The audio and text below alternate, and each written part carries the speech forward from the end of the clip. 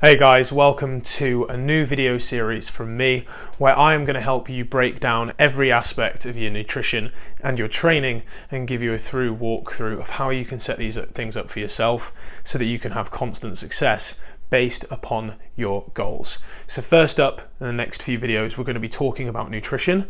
This first one, I'm going to be giving you an overview of the pyramid of importance of nutrition and then how you adjust that based on your goals. So the pyramid of nutrition, there are many versions of it, right? But this one is one that's been adapted from Eric Helms et al., the writers of the Muscle and Strength Nutrition and Training Pyramids.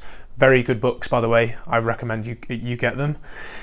As you can see here, we've got the priorities from the bottom leading on the way up, and on the outside we've got adherence. So whatever you set up at any point, you've got to be able to adhere to it.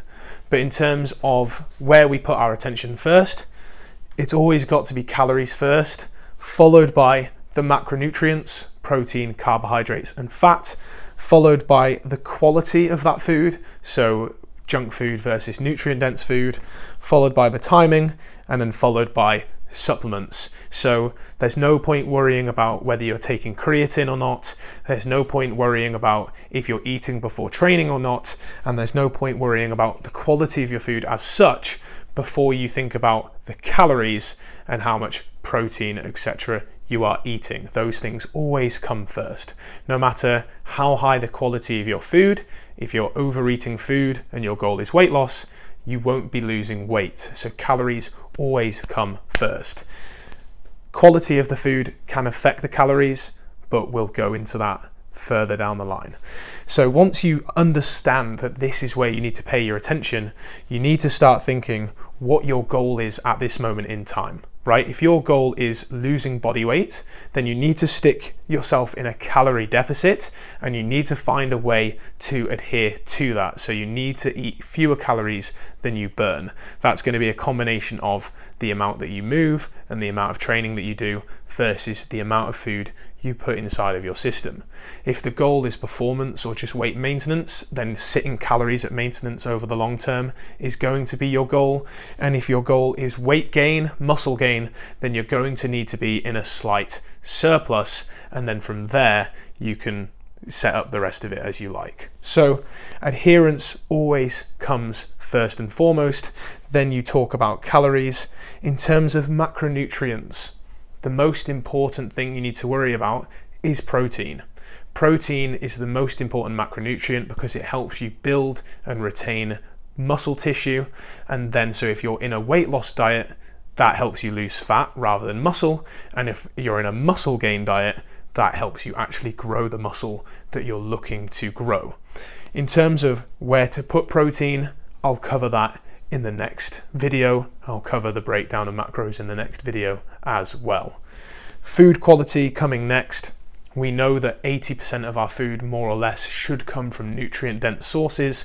So there will be unprocessed foods, lean meats, vegetables, fruits, nuts and seeds, starchy carbohydrates. I think most of you know what I mean by not junk food versus junk food.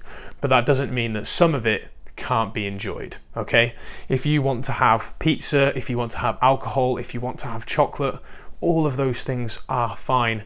You just need to work out in terms of your overall calories and your overall food quality, whether it's a decision you should really make based on your diet as a whole, okay? So don't get sucked into health halos like healthy food bars, gluten-free foods, healthy cereals, that kind of thing, because at the end of the day, if you're eating enough nutrients elsewhere, you could have a Mars bar over that RX bar and you'd be absolutely fine. There's no need to always go for the quote-unquote healthy choice because you've got to think of overall calories first. When it comes to food timing, there's no real need to eat at any kind of time. There's research to suggest that for long-term health, having a regular eating routine is good for you, but there's no research to suggest that eating more meals boosts your metabolism. There's no such thing as starvation mode if you do skip meals at certain points because of your schedule. And the only real things you need to worry about are eating pre and post workout. So having some food 1 to 3 hours before your training, especially protein and carbohydrates, are going to help you not lose muscle tissue through your workout and help you provide energy for your workouts, and then eating protein specifically post-workout is going to help you start that muscle recovery process and make sure you don't lose those all-important gains. Don't worry about getting that within the first couple of moments after your workout. That anabolic post-workout window can last for a couple of hours, so if you're training in the evening, going home and having dinner, you're going to be absolutely fine. Okay, so that's really all you need to worry about timing. The rest just comes to when you would like to eat, how many meals you want per day, and you've got to set that up based on your individual preferences and your individual schedule. Last is supplements. Things like vitamin D, things like omega-3 fish oils, they're going to help you with optimal health. If your goal is performance, which I'm guessing it is because you're here, having creatine monohydrate regularly, 5 grams per day, is just a no-brainer. But if you want more information on that, I have a great blog all about supplements which you can go and read, and it's beyond the scope of this video. So in the next video, I'm going to be breaking down how to work out your calorie targets, and I'm going to be showing you where to put your macronutrients as well. But just remember, the first and foremost important: calories, macronutrients, micronutrients, timing, supplements, but overall, it has to be something that you can actually stick to.